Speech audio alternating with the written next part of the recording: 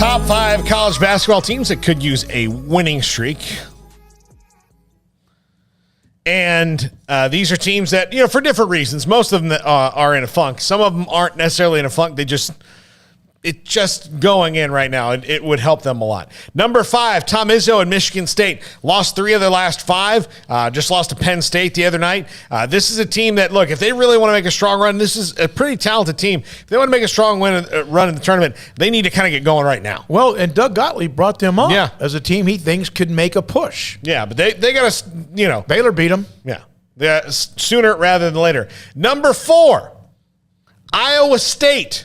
Oh, they need more than a streak. Yeah. I mean, they're 4-9 in the conference. They started out like a house on fire, but since the conference season started, they have been exposed a little bit. And this is a team that if they're going to make the tournament at all now, which seemed like a lock just 3 weeks ago, they need to go. They're at the very bottom, ahead of just West Virginia by half a game. They need to go on a run. Didn't realize that. Yeah, and it was kind of weird because last night, was it last night that they won? Yeah, I don't even remember now at this point. They beat TCU. Yeah, they beat TCU. Which is a critical win. In a huge shootout, 54-51. No, but I saw like all these comments about TJ Overholzer and like he's the next mayor and he's this and that and then you say that and I'm like, well, I get that there's some optimism for what they're doing, but let's not act like it's on that track right now necessarily. But yeah, early in the year they definitely showed some signs and they've floundered a little bit. But he does seem like a guy that's going to have them, in the thick of things. The longer that he is able to build up that program. But yeah, right now they're on the struggle bus and they're very fortunate they got that win last night against the Frogs.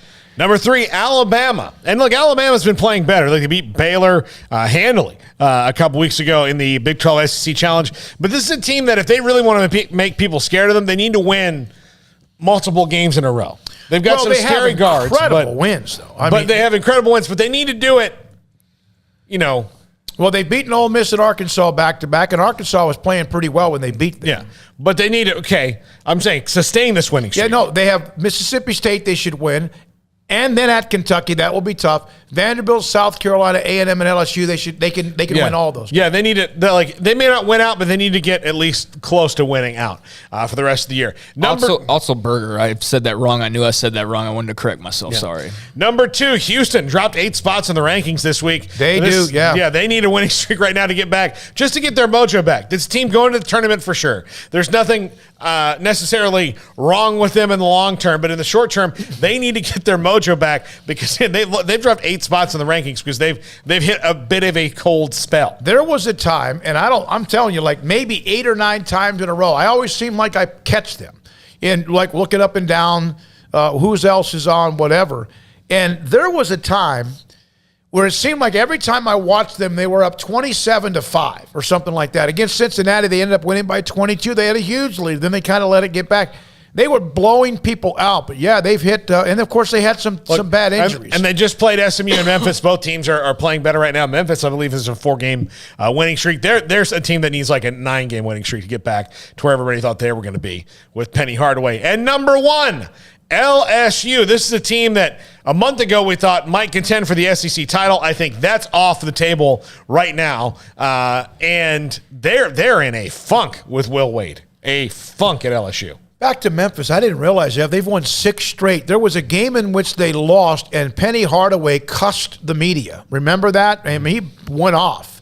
And then he eventually had to pull back on that, which he should have, because what he said was really silly, the way he said it. But, yeah, they're on a hot streak. But, yeah, LSU, they were – Will Wade, you talk about a cat with 9 lives, right? Mm-hmm. I mean, there were thoughts he wouldn't even be coaching again. But he's been able to survive all that, and – I saw them play a couple of times earlier this year. They were really good when I watched them. So they need one too, huh? Yep. Well, they won a couple in a row, but yeah, they had lost at one point like 6 out of 7 or 7 out of 8 before the couple of wins. And tonight the wins were against anybody like A&M's, who's very middle of the road. Yeah. And, so they got a couple to break that streak, but no, they've definitely nosedived a bit, and it comes to the record. And yeah, you're right. Will Wade does seem to have 9 lives, so we'll see if he's got maybe an extra one to get them corrected in time for the tournament. What hurt LSU is that losing to Arkansas, Alabama on the road. We know how talented they are, Tennessee. But then they lost to TCU by 9 in that SEC challenge, Ole Miss, and then Vanderbilt. So it's kind of like when you lose a game in the Big 12 that you're not supposed to lose or you shouldn't lose, especially if it's a home game. That's what Baylor was on, treading on thin ice. You could find yourself losing 5 straight. All right, Paul, thank you very much. Thanks to